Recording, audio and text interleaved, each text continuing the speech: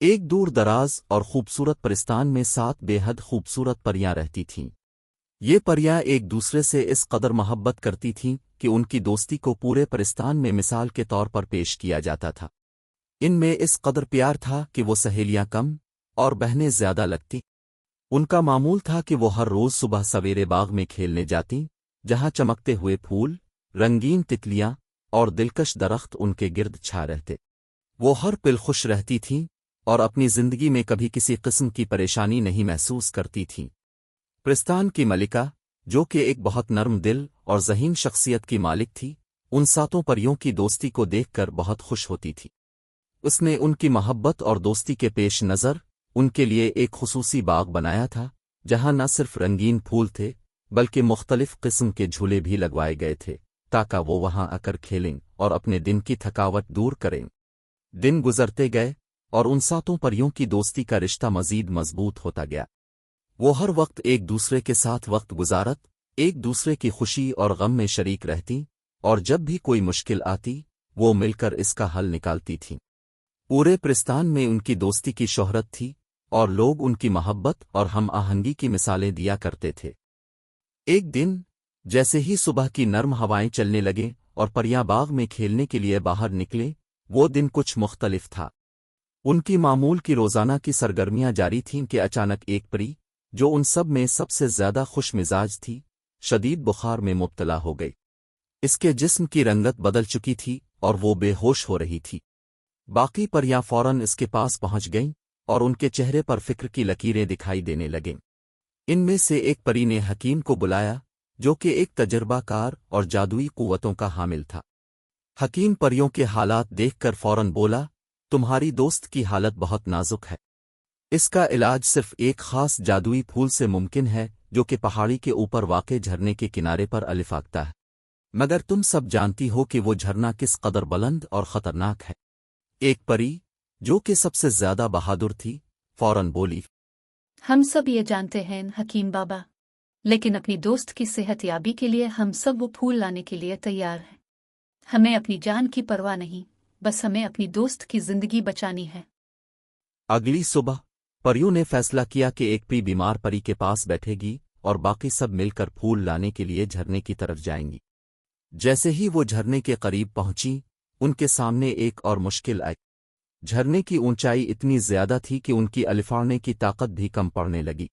وہ جھرنے کے قریب پہنچنے کی کوشش کرتی رہیں، مگر جتنا اوپر جاتیں اتنا ہی ان کی طاقت کم ہوتی جاتی۔ پھر ایک پری نے کہا، آج ہماری بہن کی زندگی خطرے میں ہے، اس لیے ہمیں وہ پھول ہر صورت میں لانا ہوگا۔ یہ کہہ کر 5 پریوں نے ایک دوسرے کا ہاتھ پکڑ لیا اور کہا، اگر ہم سب کی طاقت ایک ساتھ ہو تو ہم یہ پھول حاصل کر سکتی ہیں۔ اور پھر 5 پریوں نے اپنی طاقتیں ملا کر الفاڑنا شروع کیا۔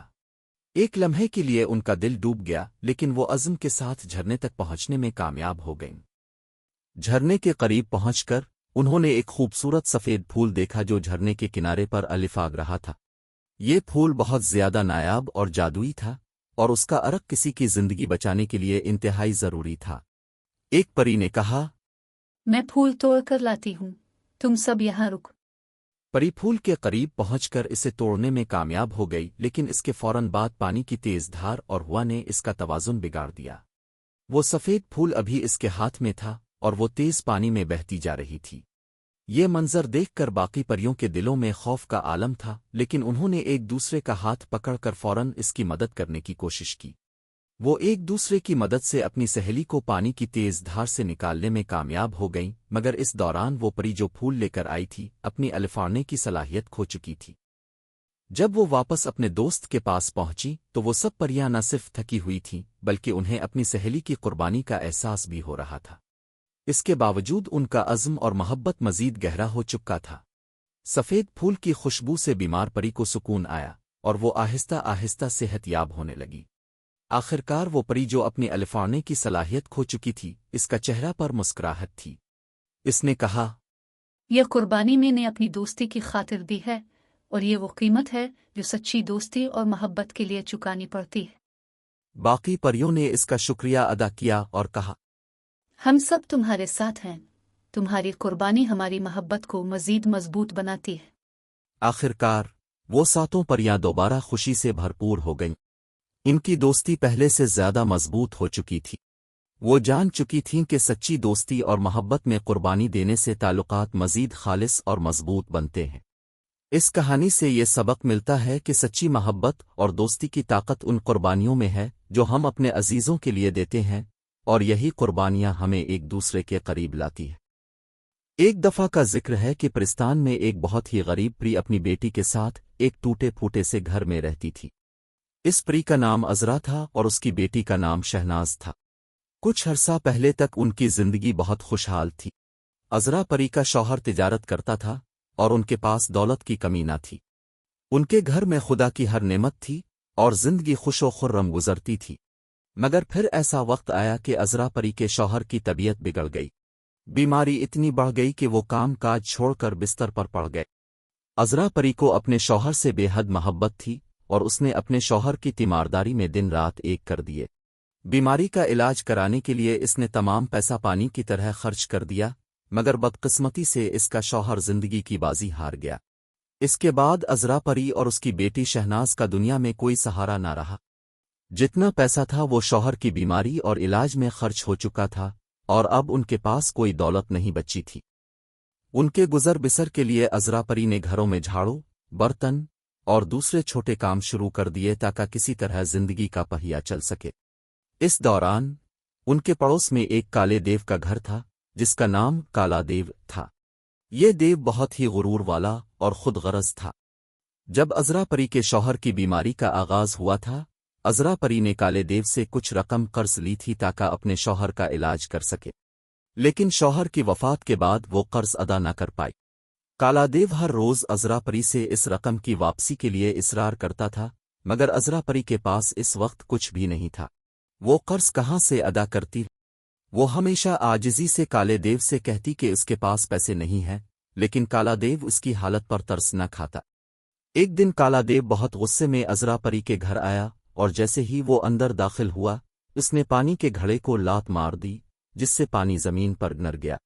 फिर वो जोर से चारपाई पर बैठा और चारपाई की पट्टी टूट गई। अजरा परी सहम कर एक कोने में दबक गई और उसकी बेटी शहनाज परी ने खौफजदा होकर कहा, अम्मी जान, चारपाई टूट गई, अब हमें जमीन पर सोना पड़ेगा। काला देव गुस्से से बोला, अजरा परी, अगर मुझे ये पता होता कि तुम मेरी रकम वापस करने का नाम भी नहीं लोगी तो मैं तुम्हें कभी भी रकम उधार ना देता।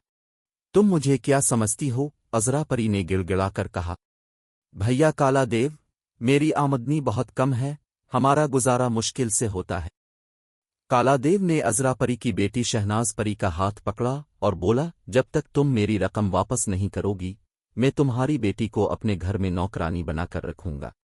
इसके हाथों से मेरा सारा काम करवाऊंगा। अजरा परी ने बहुत गिड़गिड़ाकर उसे समझाने की कोशिश की, लेकिन काला देव ने इसकी एक ना सुनी। वो शहनाज परी को अपने साथ ले आया। काला देव का घर बहुत बड़ा था, इसमें 8 कमरे थे और एक वसी बाग भी था। शहनाज परी ने जब इसका घर देखा तो उसे बहुत पसंद आया। शहनाज एक ज़हीन लड़की थी और उसने फौरन सोचा कि अगर वो काला देव के हुक्म के खिलाफ जाएगी, उसके घर से भाग जाएगी, तो वो जाकर उसकी माँ को तंग करेगा। इसलिए इसने चुपचाप काले देव के काम करने शुरू कर दिए। शहनाज परी ने सुबह काले देव के लिए नाश्ता बनाया, दोपहर का खाना पकाया और फिर घर के बाकी कामों में लग गई। काले देव को इसके कामों से बहुत आराम मिल गया था, क्योंकि पहले इसे खुद ये तमाम काम करने पड़ते थे, लेकिन अब शहनाज परी के आने से इसके सारे काम खुद बखुद हो गए थे। ना झाड़ू देना पड़ता था, ना बर्तन धोना पड़ते थे और न ही खाना पकाना पड़ता था। अब वो सारा दिन अपने बाग में टांग पर टांग धरे आराम से पड़ा रहता था। एक दिन काले देव अपने बाग में लेटा हुआ था कि अचानक इसकी नज़र खजूर के दरख्तों पर पड़ी, जिन पर पक्के हुए खजूर लटक रहे थे। खजूरों को देखकर उसका मुंह पानी से भर आया। वो उठकर दरख्त पर चढ़ने लगा, मगर जैसे ही इसका हाथ शहद की मक्खियों के छत्ते से टकरा गया, हजारों मक्खियां भिनभिनाती हुई इसकी तरफ लपकीं। काला देव शहद की मक्खियां देखकर बहुत डरा हुआ था। इसने घबरा कर दरख्त से हाथ छुड़ाया और उसके हाथों से दरख्त का तना फिसल गया। वो धड़ाम से जमीन पर गिर गया। शहनाज परी, जो कि इस वक्त काले देव की कमीज सी रही थी, इस धमाके से चौंक पड़ी। वो फौरन भागकर खिड़की के करीब आई और काले देव को जमीन पर गिरा देखकर उसके पास पहुंची। کالا دیو درد کے مارے کرا رہا تھا اور اپنی ٹانگ پکڑے ہوئے روتا جا رہا تھا۔ شہناز پری نے اسے تسلی دینے کی کوشش کی۔ کالا دیو بگڑی آواز میں بولا، شہناز پری میری ٹانگ ٹوٹ گئی ہے، اب میں کیسے چلوں گا؟ میں نے بہت لوگوں کا دل دکھایا ہے اور آج مجھے اس کا نتیجہ بھگتنا پڑا۔ وہ شہناز پری نے اسے دلاسا دیا اور اس کے کمرے میں لے آئی۔ پھر کالے دیو نے کہا، شہناز تمہاری نانی کے پاس جادو کا مرہم ہے، وہ میری ٹانگ ٹھیک کر سکتی ہے، لیکن مجھے یقین ہے کہ وہ مجھے معاف نہیں کریں گی کیونکہ میں نے چند سال پہلے ان کے کھیتوں کے پاس جو کنواں کھدوایا تھا اس میں مٹی اور پتھر بھر دیے تھے اور اس کے بعد سے وہ مجھ سے ناراض ہے۔ شہناز پری بہت رحمدل تھی۔ وہ جانتی تھی کہ کالا دیو نے ان کے ساتھ بہت برا سلوک کیا تھا، مگر اس کی تکلیف دیکھ کر اسے ہمدردی محسوس ہو رہی تھی۔ اس نے فیصلہ کیا کہ وہ اپنی نانی سے جادو کا مرہم لے کر کالے دیو کا علاج کرے گی۔ شہناز پری اپنی نانی کے پاس پہنچی جو بہت کمزور ہو چکی تھیں۔ نانی اماں نے اسے دیکھ کر خوشی کا اظہار کیا اور پوچھا کہ وہ کیوں آئی ہے۔ شہناز پری نے نانی اماں کو ساری بات بتائی اور کہا کہ کالا دیو نے اس کی ماں کا قرضہ نہ دینے کی وجہ سے اسے اپنے گھر لے آیا تھا اور اب اس کی ٹانگ ٹوٹ گئی ہے۔ وہ اپنی غلطیوں کا احساس کر رہا ہے اور بہت تکلیف میں ہے۔ نانی اماں نے کہا، بیٹی، میں تمہارے رویے سے بہت خوش ہوں۔ اگرچہ وہ دیو بہت برا ہے اور اس نے تمہیں اور تمہاری ماں کو تکلیف دی ہے، پھر بھی تم نے اس کی مدد کرنا چاہا، یہ بہت بڑی بات ہے۔ پھر نانی اماں نے ایک پرانی سی صندوقچی سے جادو کا مرہم نکالا اور شہناز پری کو دے دیا۔ اگر میں جوان ہوتی تو میں تمہارے ساتھ چل کر اس کا علاج کرتی، لیکن اب تم ہی جاؤ اور اس مرہم کو اس کی ٹانگ پر لگاؤ۔ شہناز پری مرہم لے کر واپس کالے دیو کے گھر پہنچی۔ اس نے کالا دیو کو جگایا اور کہا، میں جادو کا مرہم لے آئی ہوں۔ کالا دیو خوشی سے اچھل پڑا۔ شہناز پری نے اس کی ٹانگ پر مرہم لگایا اور چند لمحوں میں ہی اس کا درد غائب ہو گیا۔ کالا دیو پھر سے چلنے پھرنے کے قابل ہو گیا۔ کالا دیو نے اپنی ساری غلطیوں کا احساس کیا اور عذرا پری سے معافی مانگی۔ اس نے عذرا پری کا قرض بھی معاف کر دیا اور اسے اشرفیوں کی ایک تھیلی بھی دی۔ اس کے علاوہ اس نے عذرا پری کو اپنی بہن بنا لیا اور ان دونوں کو اپنے گھر میں لے آیا۔ اب عذرا پری اور شہناز پری کی زندگی دوبارہ خوشحال ہو گئی تھی۔ کالا دیو جو پہلے بہت غرور سے بھرا ہوا تھا، اب ایک شریف شخص بن چکا تھا۔ وہ تینوں ہنسی خوشی زندگی گزارنے لگے اور ہر کوئی یہ سوچتا کہ شہناز پری کی ایک نیکی نے کالا دیو کی زندگی بدل دی۔